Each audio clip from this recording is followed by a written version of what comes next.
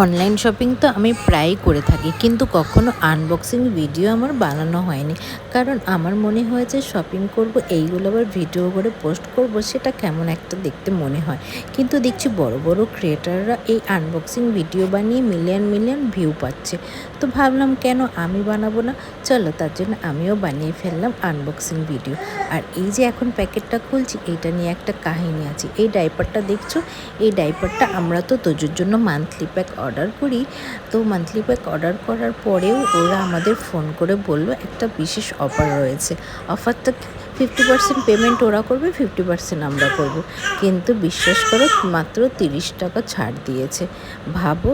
আর এইটা হচ্ছে আমার বড় ছেলের জন্য পয়লা বৈশাখের একটা পাঞ্জাবি, ভীষণই ভালো এসছে, বিশ্বাস করো। কাপড়টা এত সফট, এত সুন্দর।